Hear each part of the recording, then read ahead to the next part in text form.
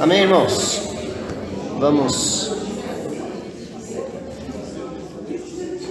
Vamos iniciar, irmãos? Aliás, continuar, né? Nós já iniciamos. Bom, a lição de hoje, nós vamos estudar essa igreja, a igreja de Pérgamo, que é uma das 7 igrejas que Jesus manda João escrever uma carta, lá no Apocalipse, capítulo 2 e capítulo 3. Então a igreja de Pérgamo é uma igreja, todas as 7 são importantes, e nós vamos estudar hoje qual a importância da igreja de Pérgamo na nossa vida cotidiana. O que tem a ver com a gente? Que na verdade a gente precisa ler a Bíblia assim, viu, irmãos?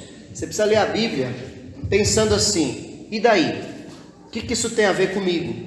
Sempre que você ler a Bíblia, você precisa aplicar a Bíblia em você. O que eu aplico isso? E o que isso tem a ver com a minha vida, na prática?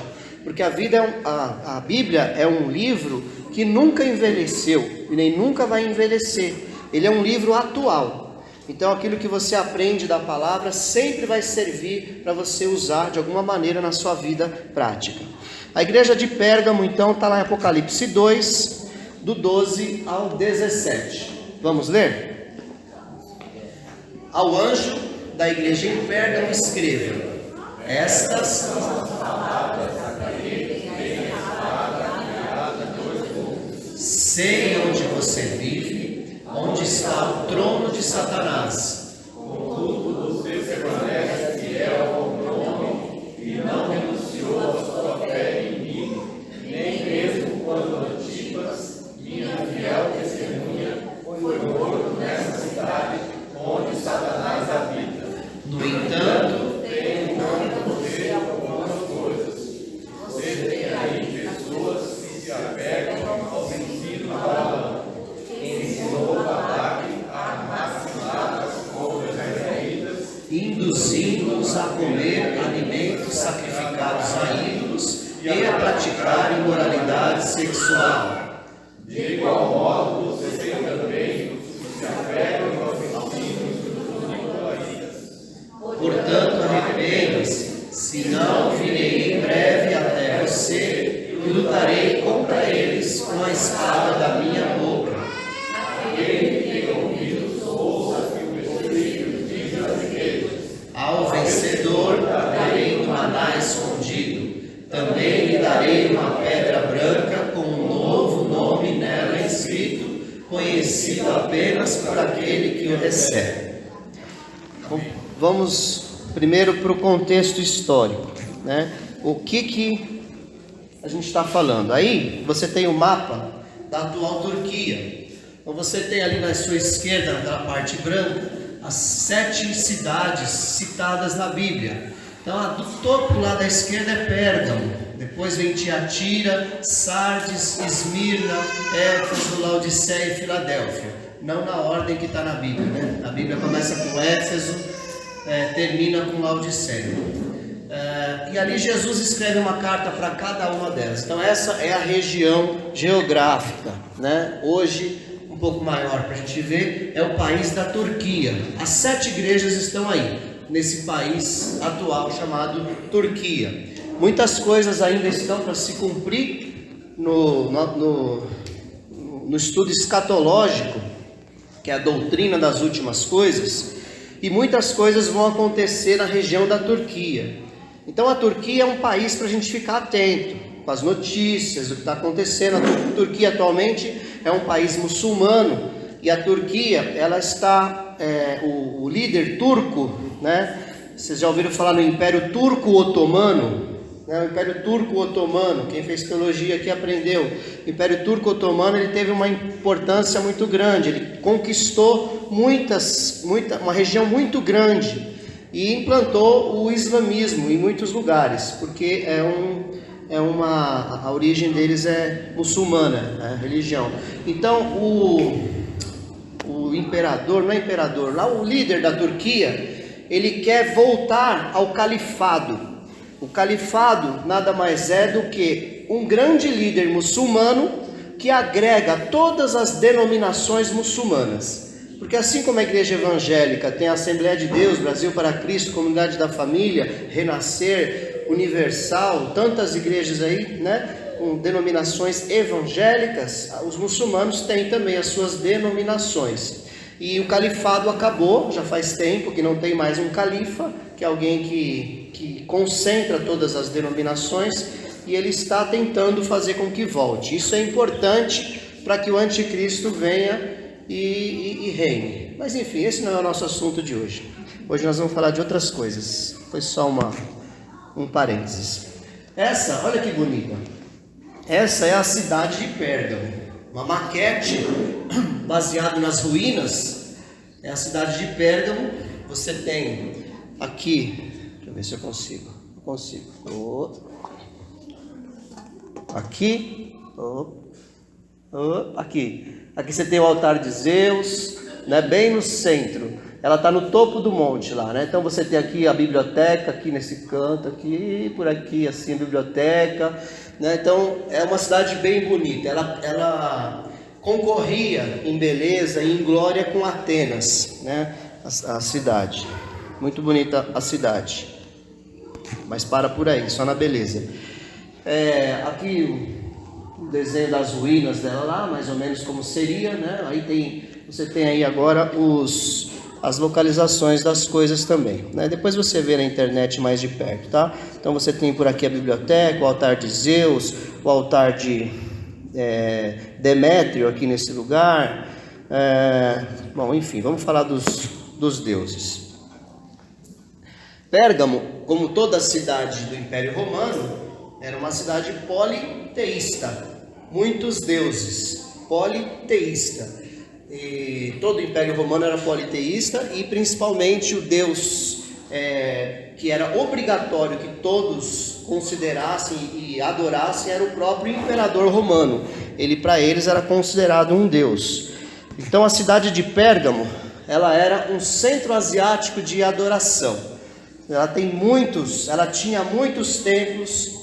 Ela tinha deuses muito fortes, e você vê a estátua de César, né? César é um nome dado ao imperador romano do momento, então ele é chamado de César. Jesus falou: dai a César o que é de César e a Deus o que é de Deus. Então o César era como se você dissesse assim, o presidente, o imperador. Então o nome dele não era César. César é o cargo dele, a posição dele. E toda vez que a pessoa ia fazer uma adoração, né, ele tinha, uma vez por ano, eles iam queimar incenso, e eles tinham que declarar lá em cima, lá marronzinho: César é o Senhor. Então eles tinham primeiro que declarar adoração a César, e só depois disso eles iam exercer a sua própria religião. Eles iam procurar o templo que eles foram fazer a sua peregrinação. Era bem sério isso. Para quem é politeísta, só mais um Deus, né? Adorar o César junto com Atenas, junto com Demétrio, junto com Dionísio, junto com tantos outros, tanto faz. Mas para o cristão fica difícil, né? Porque o cristão não pode ter outros deuses. Outra curiosidade, por enquanto é só história, tá? Outra curiosidade que tinha em Pérgamo, lá teve o primeiro spa medicinal, né? Era um spa que a pessoa entrava, ela tomava um tipo de analgésico, uma bebida que ela ia dormir. E aí ela ia dormir, e era super caro esse spa, era bem envolvido com misticismo, obviamente, né? Não era medicina, era misticismo. E custava bem caro. A pessoa entrava lá, o nome do lugar era Asclepion, que era ao deus Asclépio, que é o deus serpente. Então você vê ali do lado direito, aquela imagem ali do Asclépio, do lado direito aqui você vê uma serpente enrolada ali, né? O deus serpente. Aí a pessoa deitava e eles colocavam várias serpentes para andar por cima da pessoa enquanto ela dormia. Serpentes não venenosas. E aí no dia seguinte, ele contava para os sacerdotes quais foram os sonhos que ele teve. O sacerdote interpretava aquilo, fazia uma escultura da doença que ele tinha, e ele oferecia sacrifícios ali e ele ia embora, né? Na entrada de Asclepion tinha uma inscrição: aqui é proibido morrer. Então eles não aceitavam pessoas em estado terminal, ou quando eles faziam a entrevista, eles achavam essa pessoa tem chance de morrer, então ela não pode entrar. Então não era tão bom assim o spa, né? Eles só deixavam entrar quem tinha chance de ser curado, senão não entrava, né, no spa. Então esse era um outro deus importante que tinha lá. Outro deus que tinha lá era Dionísio, né? O teatro de Pérgamo, também muito suntuoso, muito grande, era o templo de Dionísio, que é o deus do vinho e das festas. E eles faziam também lá rituais secretos. Então esse é um outro deus, né? Dionísio. Em Pérgamo você vai perceber que nada era feito sem vínculo espiritual. Nada.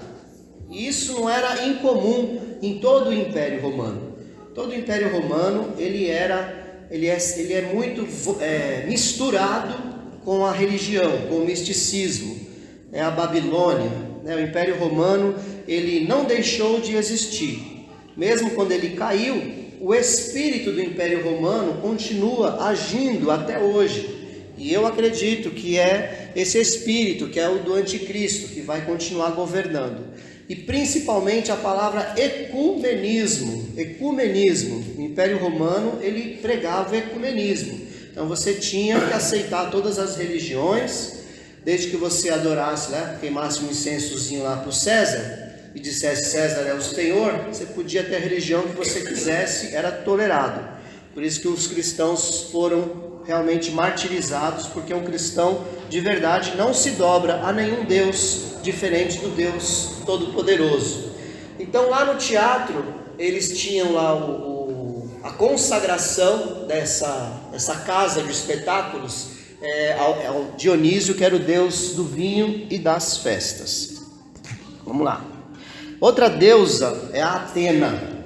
Essa deusa aí, você conhece ela já, né? Se você ler ali, você vai perceber que ela tem uma relação, né, com alguma deusa brasileira, né? Qual o nome dela?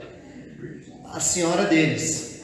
Não é a nossa, é a deles, né? Então ela era uma deusa virgem e é a deusa mais ligada ao feminismo desde essa época aí, né? Nós estamos falando aqui de 2000 anos atrás, e antes disso já era essa deusa Atena.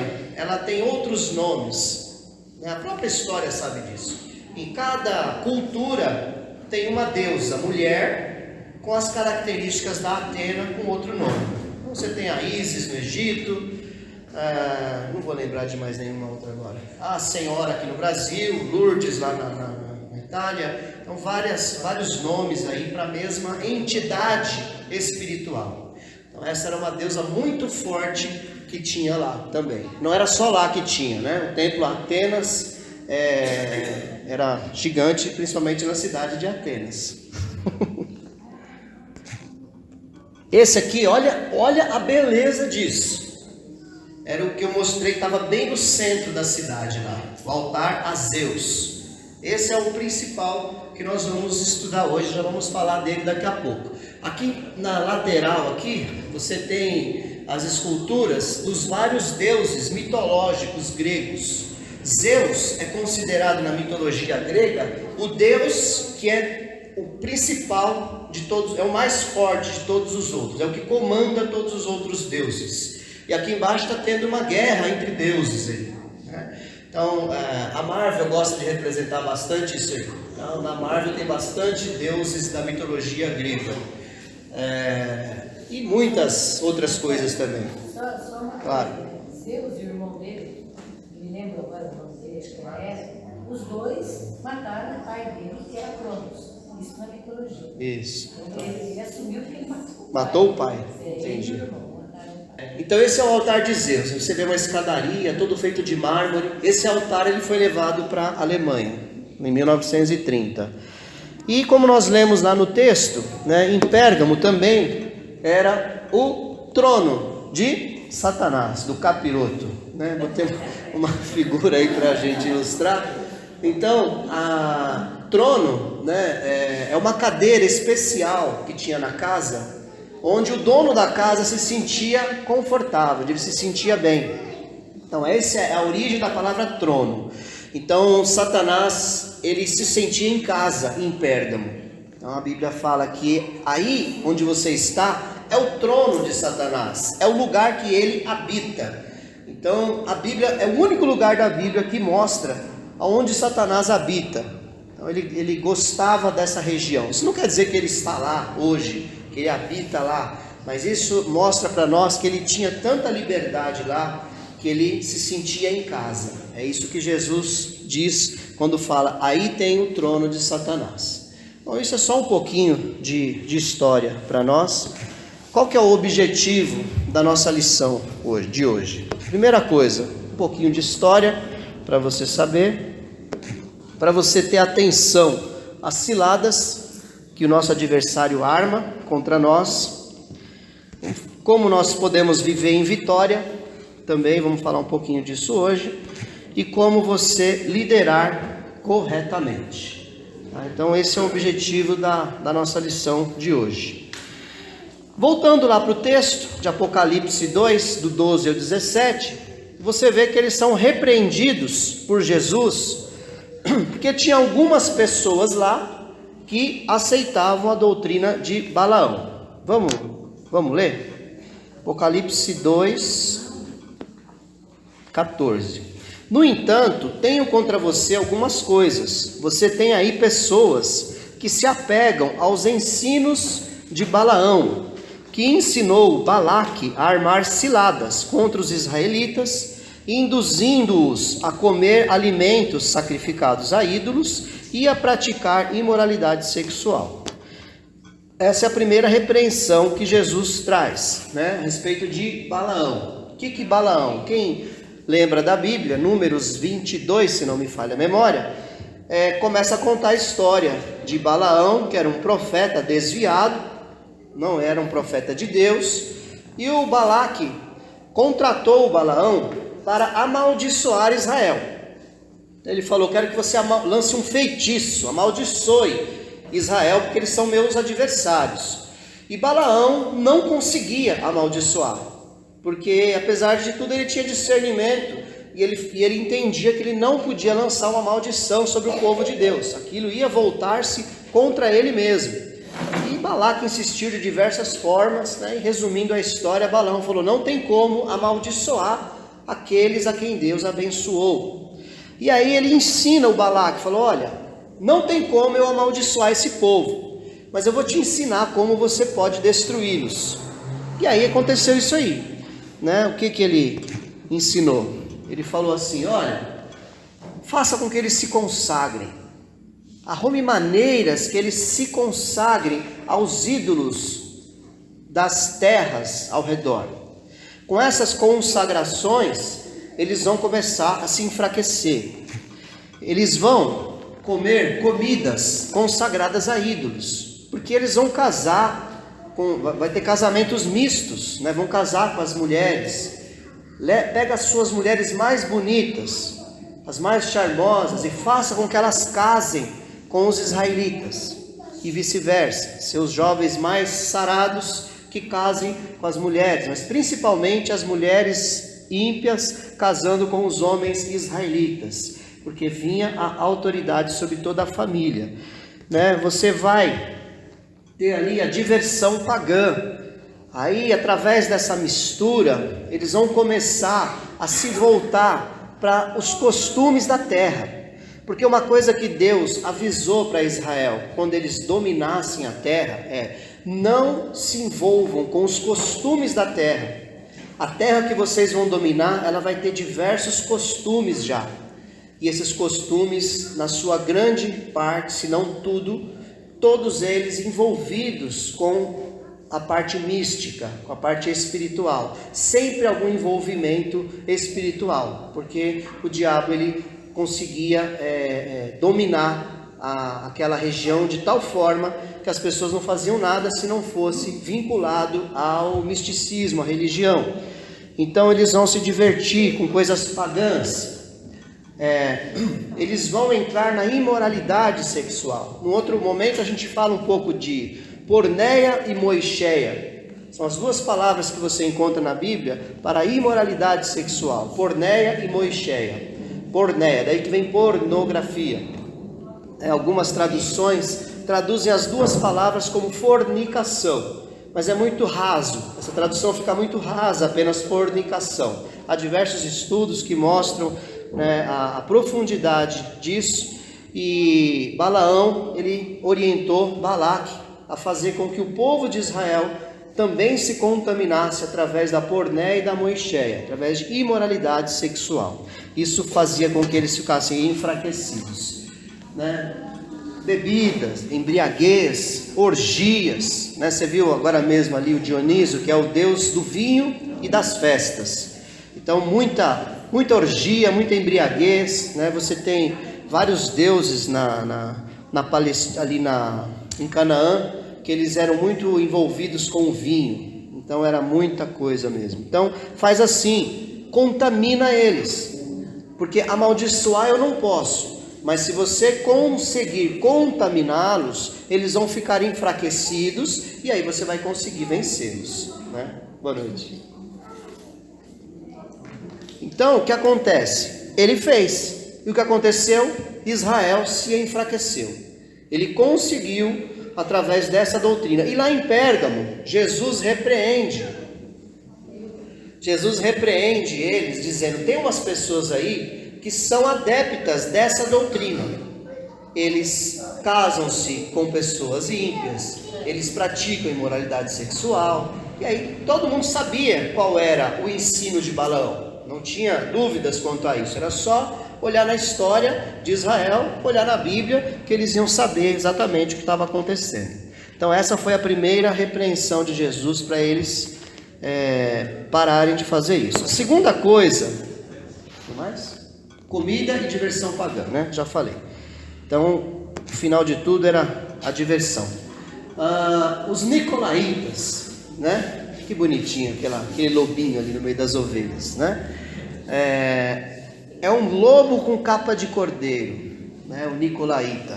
Então, o nicolaíta é uma palavra que ela não é muito fácil de você explicar. Se você vai na origem da própria palavra, nicolaíta, você vai pegar poder sobre o leigo. Nico, poder. Laíta, leigo. Então, uma possível explicação da doutrina dos nicolaítas, que Jesus repreende, era: vocês dominam sobre as pessoas. E uma coisa que você precisa aprender agora, líder da sua casa, líder da sua célula, líder da sua vida: nós não dominamos sobre ninguém. Isso é nicolaísmo. Não sei se existe isso. Então, mas nós não podemos ter o ensino dos nicolaítas, que é poder sobre o leigo. Sabe aquela estrutura, inclusive muitas igrejas evangélicas têm isso, o pastor e milhares de ovelhas. Isso é nicolaísmo, né? Você tem o poder do clero sobre o leigo. O leigo não sabe nada. Então é o pastor, é o padre, é o rabino que domina sobre todos. Isso Jesus repreende. Alguns aí que são adeptos da doutrina dos nicolaítas. Primeira explicação. Agora, na história, nós também encontramos uma segunda explicação, que eles ensinavam, não tinha nem colocado não, eles ensinavam que era desnecessário qualquer privação. Você não precisa se separar do mundo. Quando você se converteu, isso é o que eles diziam, quando você se converteu, Jesus já sabia quem você era e Ele te aceitou assim mesmo. Então você não precisa se preocupar em mudar, você não precisa se preocupar em se privar de pecar, você não precisa. Essa é uma doutrina que a sua alma, diziam eles, que a sua alma, ela não se contamina, ela nunca fica impura, porque diziam eles que Jesus te salvou, o seu espírito ressuscitou, a sua alma está salva agora, e não importa o que você faça no seu corpo, isso nunca vai contaminar a sua alma. Então Jesus repreende eles, porque tinha, né, uns safadinhos lá, adeptos dessa doutrina, né? Faz o que você quiser, que está tudo bem, Jesus já te salvou. Eu ouvi a Tânia Teresa esses dias falando que ela escutou num púlpito daquela igreja que ela estava dando uma palestra, que ela ouviu uma pessoa falando lá: se você morrer e você estiver lá no motel com uma prostituta, você vai para o céu do mesmo jeito, porque no dia que Jesus te aceitou, ele sabia que você ia estar lá e ele aceitou mesmo assim. Ela falou, aí alguém gritou lá: queima ele. Aí ela falou: queima ele. Ela falou: não, queima não, salva ele, Jesus, né? Salva ele. Então é uma doutrina, parece tão distante, mas não é. Tem muitas pessoas que pensam assim: ah não, Jesus olha o coração, né? Jesus olha o coração, Deus sabe da minha sinceridade, eu não consigo vencer mesmo, eu sou assim mesmo. Deus olha o coração, Deus olha, realmente, Ele sabe da sua sinceridade. Só que a alma que pecar, essa morrerá, diz a minha Bíblia. A minha Bíblia diz que quem não perseverar até o fim, não será salvo. Diz o contrário, né? Quem perseverar até o fim será salvo. Então o contrário é verdadeiro. Então Jesus falou que estreita é a porta e apertado é o caminho que conduz à vida eterna, e são poucos os que o encontram. Que larga é a porta e espaçoso é o caminho que conduz à perdição. Então essa é a verdadeira porta larga, os nicolaítas. Faz o que você quiser e depois vai para o céu, né? E uma doutrina bem maligna. Qual a relação entre Adolf Hitler, Zeus e o Antipas, né? Nós lemos aqui no texto a respeito do altar de Zeus, né? Que era lá mesmo, no altar de Zeus, que eu já vou mostrar ele aqui, o trono de Satanás, o lugar onde Satanás habita, era o altar de Zeus. E o Antipas, a minha fiel testemunha, e o Adolf Hitler, né? O que acontece? Vamos lá.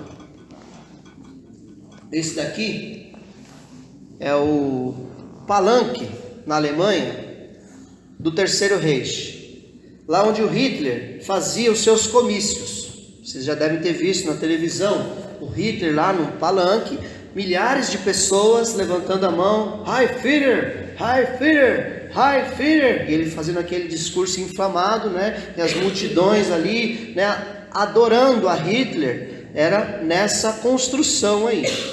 Essa construção é onde ele fazia os seus comícios, né? Essa construção, ela é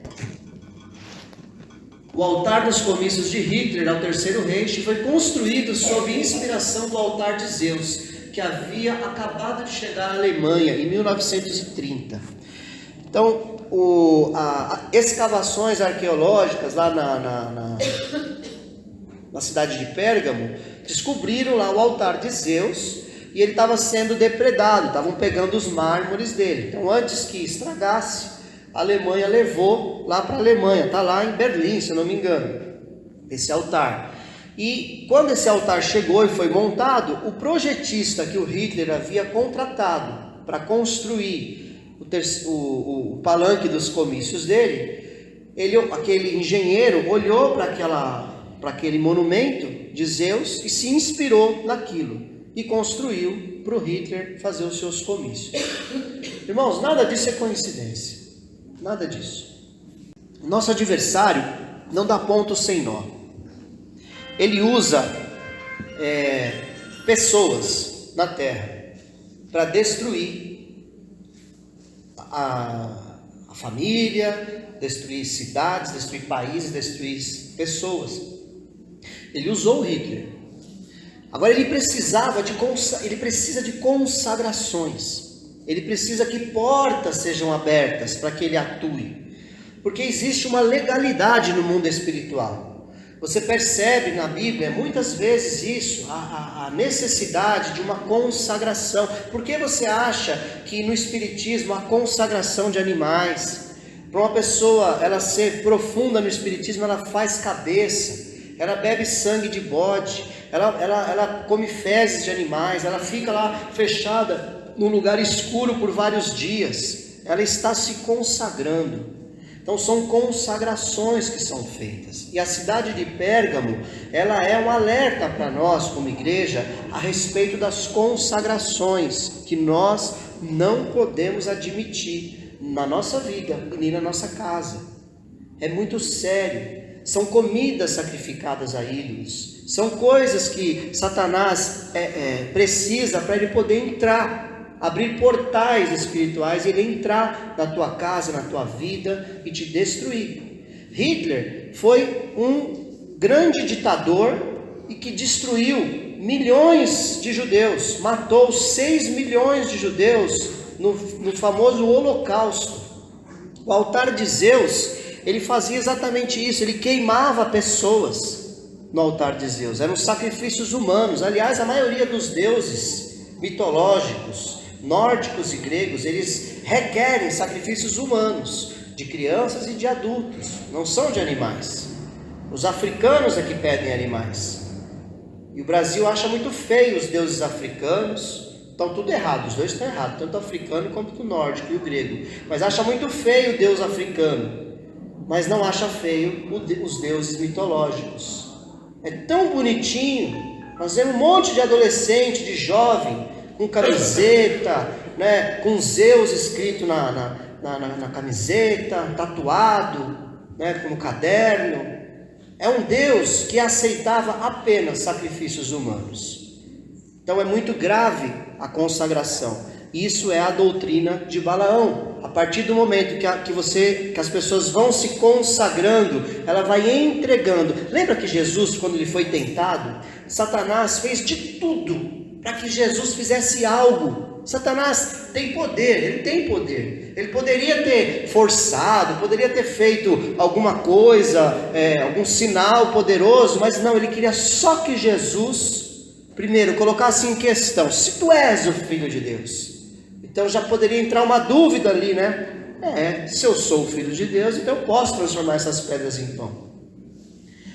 Olha, sobe aqui, se lança daqui. Pegou Jesus, levou até um lugar alto, o pináculo do templo, e falou: lança-te daqui abaixo, porque está escrito, aos seus anjos dará ordem a teu respeito, para que você não tropece em pedra. Jesus falou: Satanás, também está escrito, não tentarás ao Senhor teu Deus. Ele queria que Jesus desse uma abertura, que Jesus pecasse de alguma maneira, para que ele tivesse acesso a Jesus. E a terceira cartada dele, que era a final: olha, está vendo todos os reinos do mundo? Tudo isso eu te darei, se você prostrado me adorar. Bastava que Jesus prostrado adorasse Satanás. Eu garanto que veio na mente de Jesus nessa hora o Calvário, o sofrimento. Mas Jesus declara: Satanás, para trás de mim, porque está escrito: somente ao teu Deus adorarás e somente a Ele prestarás culto. Então nós precisamos entender que basta uma porta. Satanás precisa de portas, e Pérgamo é um sinal disso. Lá tinha todas essas... Nossa, foi legal isso. Lá havia muitas portas para as pessoas se consagrarem, e ele foi dominando aquela cidade. Hitler promoveu esse terrível holocausto, inspirado pelo templo de Zeus, pelo altar de Zeus. Ele destruiu milhões de pessoas, não somente os judeus, mas principalmente os judeus.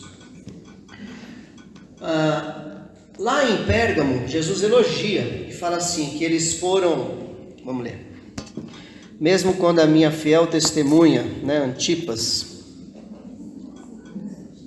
sei onde você vive, versículo 13, onde está o trono de Satanás.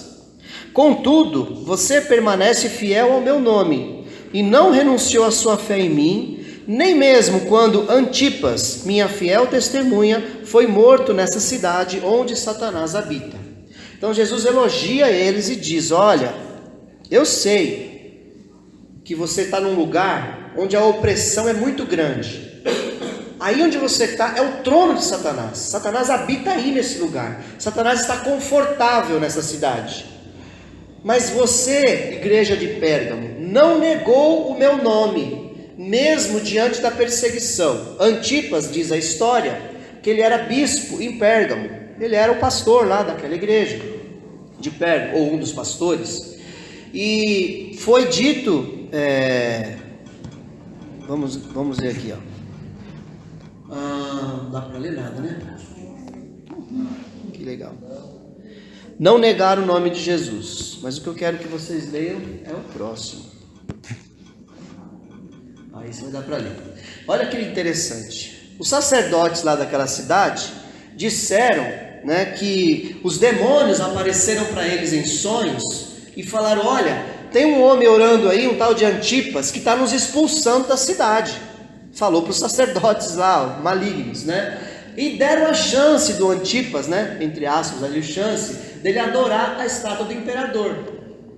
E eles foram bem espertos, da mesma forma que fizeram com Jesus. Quiseram arrumar uma inimizade com César, para que Jesus fosse condenado por César. Então eles arrumaram uma inimizade lá com o Império Romano, porque era obrigatório adorar a estátua do imperador. E vocês acham que o Antipas adorou? Não, né?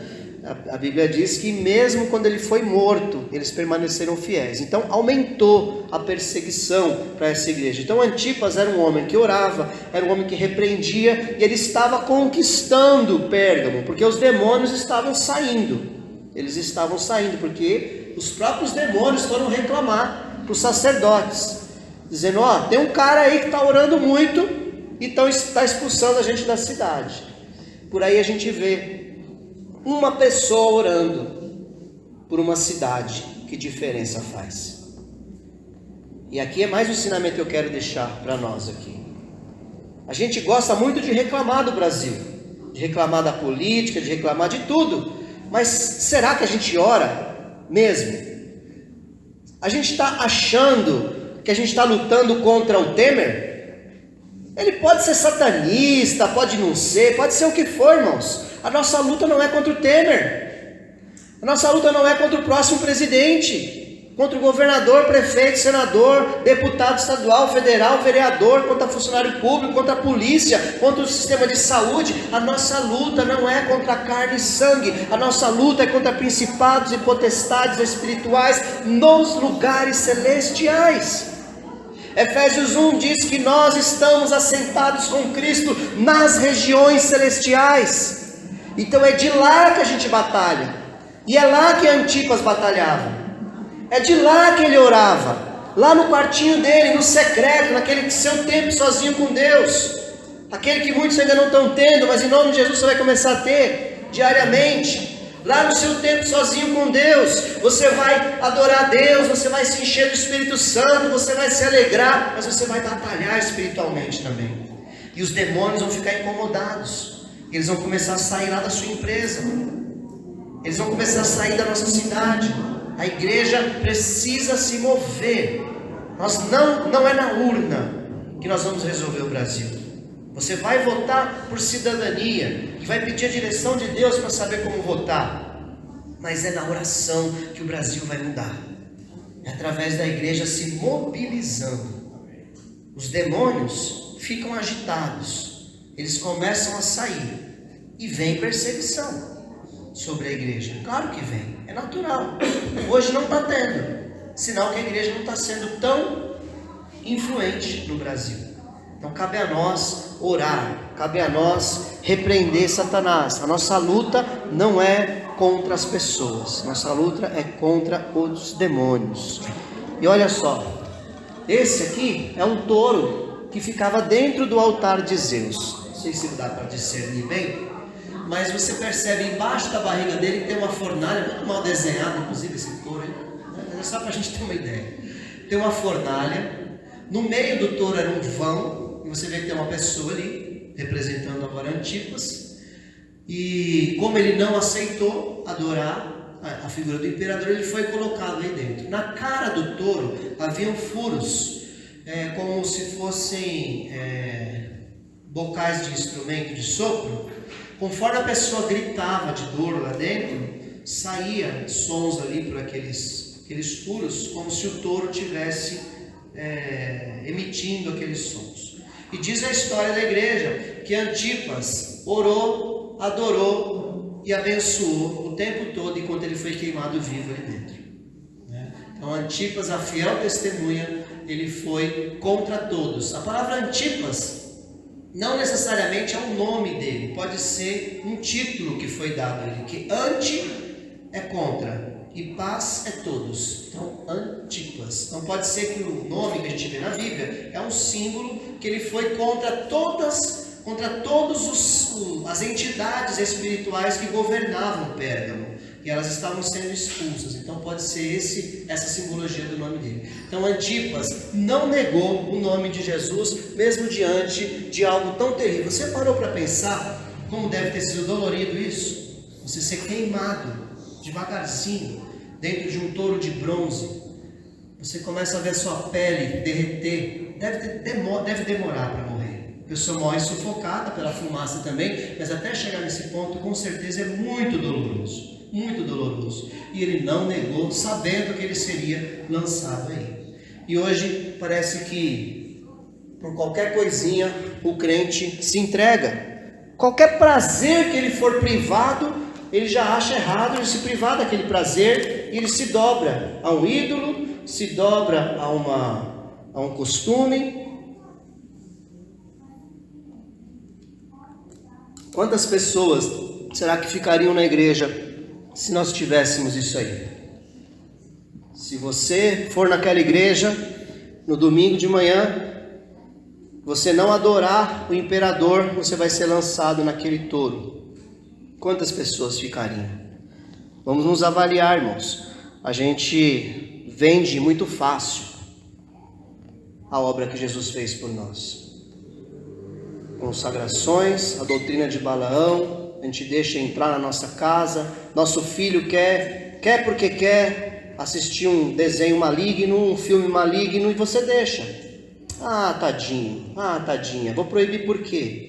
Verifique se não há consagração nas coisas. Imoralidade sexual, quanta pornografia tem entrado na mente dos cristãos, quanta pornografia, de tudo quanto é jeito, de tudo quanto é lado.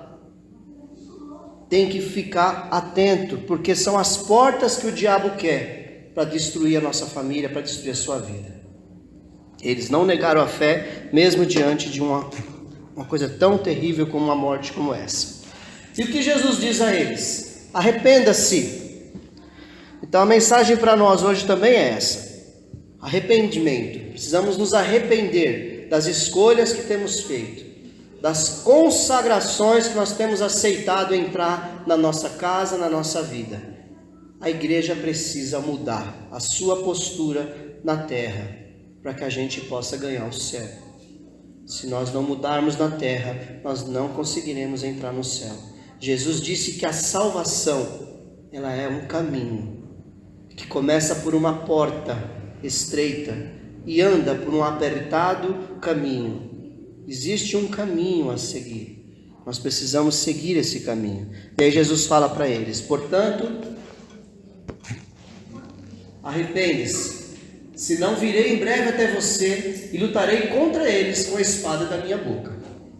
Aqui é meio estranho, meio difícil de entender, porque ele traz um arrependimento geral. Ele fala: arrependa-se, senão virei até você. Então, para quem é a carta? A carta é dirigida ao anjo da igreja, que era o pastor da igreja. Então Jesus fala: olha, pastor da igreja de Pérgamo, arrependa-se, que você está tolerando isso dentro da sua igreja. Doutrina de Balaão e doutrina dos nicolaítas. Ensinos de Balaão e doutrina dos nicolaítas. Eu virei até você, pastor, e vou lutar contra eles com a espada da minha boca. Então Jesus vem com juízo, a espada, né? A figura de Jesus mostra ele pés como latão reluzente, olhos como chamas de fogo, e uma espada que sai da sua boca, que é a palavra de Deus. E a Bíblia tem vários textos, eu anotei só 3 aqui para nós. Na mão direita ele segurava 7 estrelas, e da sua boca saía uma espada afiada dos 2 lados. O seu rosto brilhava como o sol do meio-dia. Então da boca de Jesus saía uma espada. Aí a Bíblia fala: recebam a salvação como capacete e a palavra de Deus como a espada que o Espírito Santo lhes dá, né? A espada, inclusive em Efésios fala que a espada é a palavra de Deus. Então, como é que Jesus vai guerrear?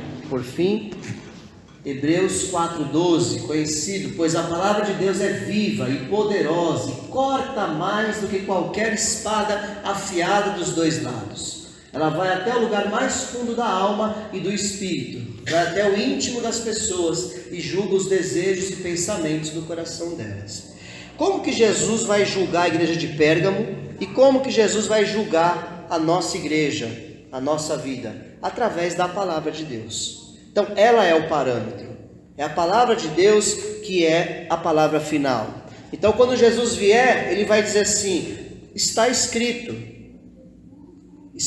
assim, está escrito assado. Ele vai mostrar na palavra. Não haverá um julgamento no sentido assim: vamos trazer as provas e vamos trazer o advogado de defesa, advogado de acusação. Não, Jesus já deixou tudo declarado na palavra de Deus, já tem tudo lá. E aí o que ele fala, né? Se não, Jesus ele explica bem claro como é que vai ser essa luta pela espada. Se alguém ouve as minhas palavras e não lhes obedece, eu não julgo, pois não vim para julgar o mundo, mas para salvá-lo. Há um juiz para quem me rejeita e não aceita as minhas palavras. A própria palavra que proferi o condenará no último dia, pois não falei por mim mesmo, mas o Pai que me enviou me ordenou o que dizer e o que falar. Então tudo aquilo que Jesus disse já está registrado, e é através disso que ele vai nos julgar, como igreja, como cristão, como pastor. Ele vai vir para todos, e ele não vai, como falei, ter um tribunal. As palavras já foram declaradas, já está tudo claro. O que nós temos que fazer é cumprir essa palavra, né? Amém, irmãos? Está pesado, né? Eu entendo. Está pesado. Tem que ser, né? Oi? Não tem como fugir, né, irmãos? Eu não estou trazendo nada de mim. Eu trouxe um pouco de história. Falei um pouco das coisas que aconteciam nessa cidade para a gente entender. Quando você lê essa carta agora lá no Apocalipse, você já vai ter uma visão de como aquela cidade era uma cidade desenvolvida. Você sabia que era uma cidade muito culta, inclusive? Lá em Pérgamo tinha a segunda maior biblioteca do mundo. A primeira era em Alexandria, né? A segunda maior biblioteca. O general Marco, que casou com a Cleópatra lá, Marco Antônio, se não me engano, ofereceu como presente para ela de casamento a biblioteca. Tinha milhares de pergaminhos, porque lá em Pérgamo que eram feitos os pergaminhos, né? Então tinha vários pergaminhos lá. Então a cultura não era uma cidade ignorante, não, era uma cidade culta. Aliás, eu esqueci de falar, mas Pérgamo era o centro político do Império Romano. A nata da política estava lá. Era de lá que saíam todas as determinações para todo o império, como se fosse Brasília. Você acha que é por acaso que Satanás estava ali?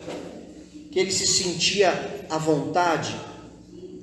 Que ele fez tanta questão de que a cidade inteira se consagrasse a ele?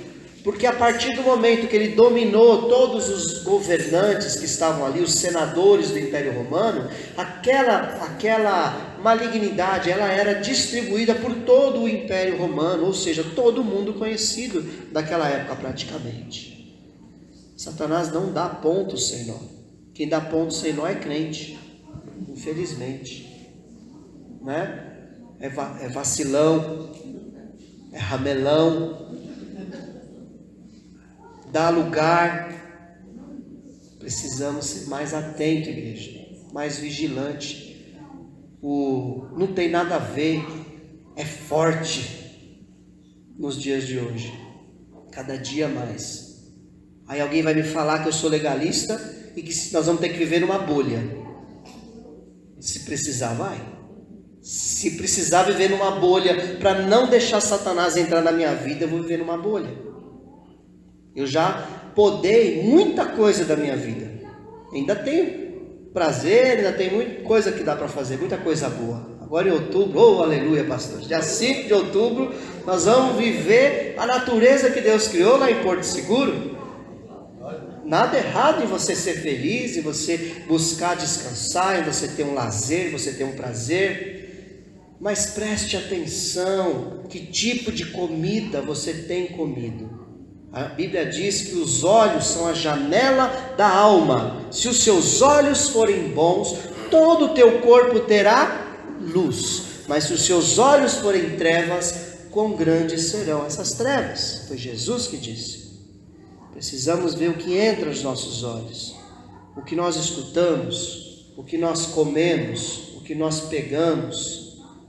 Não é a doutrina do não toque, não manuseis, não é isso. Quando Paulo fala isso, ele está falando, vocês ainda estão se apegando a esses rudimentos antigos, ultrapassados, de não toques, não manuseis, porque o judeu ele tinha mais de 600 leis. Não podia tocar no morto, não podia tocar num bicho, não podia comer esse alimento, não podia comer aquele outro alimento. Eram leis humanas. É disso que ele está falando. Não seja mais um seguidor da lei judaica, porque a lei judaica ela serviu de condutor, de aio, para te levar até a graça. Hoje nós temos a lei do Espírito Santo. E todo aquele que anda pelo Espírito, ele sabe o que vai fazer. O problema é a insensibilidade. Quando a gente não está em espírito, você não consegue ver coisa errada em nada. Você acha que tudo é normal. E eu falei semana passada, quem estava aqui vai se lembrar, que a palavra profano, que a Bíblia fala que nós temos que separar o santo do profano, para que nós sejamos boca de Deus na terra, separar o precioso do vil. A palavra profano, ela significa normal. Tem muita coisa que é normal. Só que para Deus existem consagrações ali, para Satanás, para que ele consiga entrar. Então seja vigilante. Você viu que eu não trouxe basicamente nenhum exemplo prático. Nenhum exemplo prático do que você deve e do que você não deve fazer. Porque é muito complicado o pastor criar uma cartilha de regras e dizer, olha, você pode assistir esse filme, essa série, essa programação, você pode ir nesse lugar, naquele lugar. Não dá. É impossível.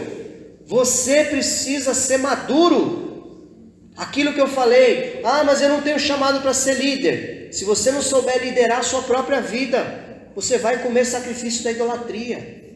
Você vai se consagrar a Satanás. E você vai perder a sua salvação. Simples assim. E se você é o cabeça da sua casa, você vai trazer maldição para dentro da sua casa. Se você tem um filho, uma filha que tem comido do sacrifício da idolatria, está na rebeldia, não tem te obedecido, toda vez que chegar em casa você ora e repreende, porque ele vem carregado de demônios lá de fora.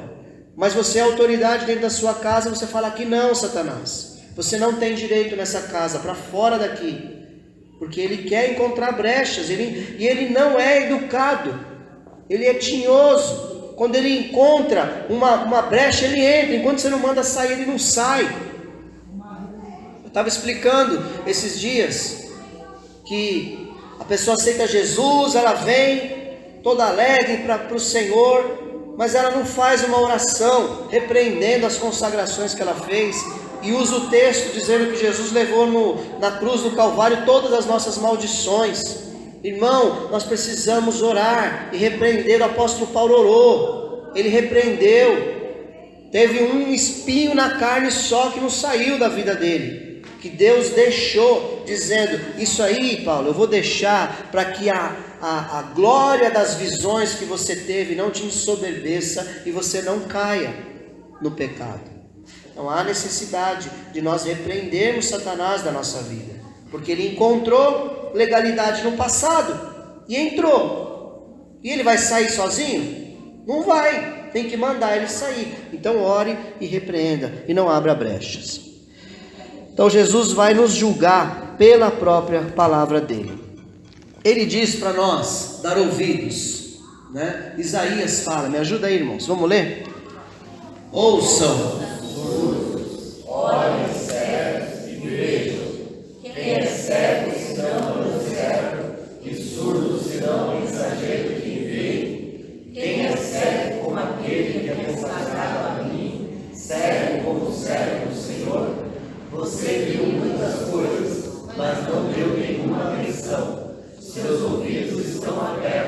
mas você não ouve nada. Fala assim, ai. Fala assim, ai. É para crente essa palavra aí. Essa palavra é para crente. Quem é cego senão meu servo, e surdo senão o mensageiro que enviei?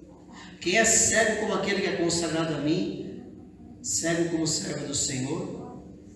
Nós precisamos dar ouvidos ao que a palavra de Deus nos ensina, as pregações que nós estamos ouvindo, as mensagens que são pregadas, desde a primeira oração aqui no domingo, as mensagens que a gente ouve de homens de Deus na internet, no YouTube. Nós precisamos dar ouvidos, porque o povo evangélico está cheio de mensagens, está cheio de instrução, está cheio de ensinamento, mas os seus olhos não estão abertos, os seus ouvidos não estão abertos, não ouve nada e não vê nada. Não é o fato de eu estar vindo na igreja, recebendo tantas palavras, tanta orientação, que está tudo bem. Eu preciso dar ouvidos. E a bênção. Se você permanecer, primeira coisa, Deus dá o maná, né, o alimento. Então o que vai acontecer? Você vai ser alimentado mesmo na escassez do deserto. Essa é a maior figura. Jesus falou assim: vossos pais comeram o maná no deserto e morreram. Eu sou o pão vivo que desceu do céu. Quem comer de mim jamais provará da morte. Mas enfim, Jesus é o nosso maná. Então você vai ter Jesus de verdade. Se você for fiel até o fim, ensine isso na sua célula, ensine isso para os seus filhos. Seja fiel até o fim e dar-te-ei a coroa da vida, diz o Senhor Jesus. Vai até o fim, não desista. Tropeçou no meio do caminho, levanta e continua. O que vale é o último estado. Não vacila, esperando o último estado. Quando eu tiver 80 anos eu vou ter uma chance. Então troca de igreja, vai para a presbiteriana, porque lá é predestinação, né? Nós não somos da predestinação, nós somos da Bíblia, que diz que quem perseverar até o fim será salvo. Amém? Glória a Deus pelos irmãos presbiterianos. Não quero fazer crítica, é uma igreja muito abençoada, tem muita palavra boa lá, tem muita salvação lá, mas a doutrina da predestinação é complicada, mas amém. Então, vá até o fim. E a recompensa, né, do maná, que é o contrário, né, das comidas da idolatria. Então Jesus vai te alimentar e você não vai ter fome, né? É a primeira recompensa. Nunca mais você terá fome, nunca mais você terá sede. E a outra recompensa que fala lá em Apocalipse 2 é essa pedra branca, né? O que é? Qual é a figura da pedra branca naquele tempo? Quando escreveu aquilo, todo mundo entendeu. O que a pedra branca significava? Num julgamento, tinha a pedra preta e a pedra branca. Então, quando você era absolvido, era mostrado uma pedra branca. Quando você era condenado, era mostrado uma pedra preta. Então, é a absolvição em julgamentos, tá? E tinha também outro costume. Uma pedra branca, que ela era quebrada no meio. Então, eu fui lá visitar o pastor Mário, lá na casa dele. Aí o pastor Mário me recebeu e tal, falou: meu filho vai, eu falava para ele, meu filho vai voltar aqui e eu queria que você o recebesse.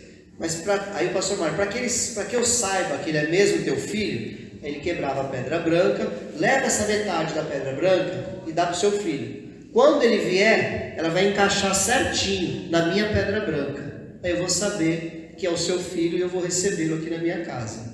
Então era criptografia já nessa época, né? Chave de pública e privada, né? Já tinha isso. Então era uma outra figura da pedra branca. Então tanto a libertação, a absolvição da sua condenação, então quem for até o fim não vai sofrer o dano da segunda morte, como diz em outra carta. Nós vamos ser salvos, absolvidos dos nossos pecados, porque Jesus pagou o preço pelos nossos pecados. Amém, querido? Amém. Está acordado aí? E vamos terminar com isso aqui. Olha que bonito. Uma imagem linda, sensual, de uma moça tão bonita, né? O pecado é assim, ó. É assim que você vê o pecado. É ou não é? Mas, de verdade, é assim que ele é. Momentos de prazer. Então, de verdade, é podre, é maldito, é maligno. destrói vidas, mata pessoas, tira a paz das pessoas. Alguém vai perder quando aquilo é feito em cima de pecado.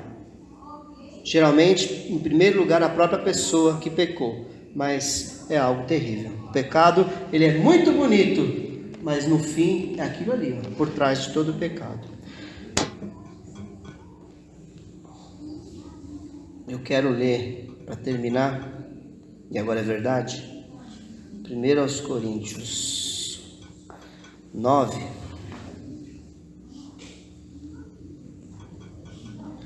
(25).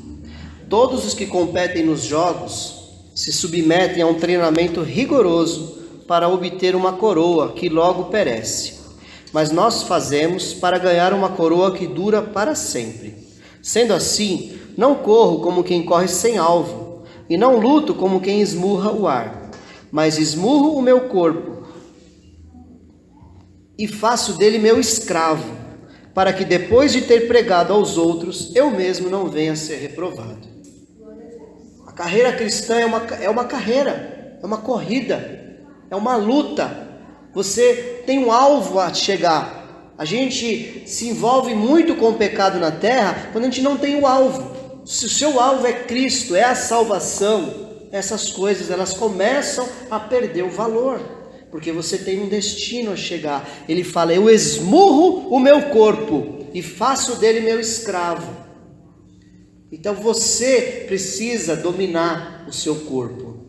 Usando aqui o Augusto Cury, que gosta de falar isso em todos os livros, acho que ele escreve isso umas 500 vezes, em todas as palestras, ele fala que nós precisamos ser o autor da nossa própria história.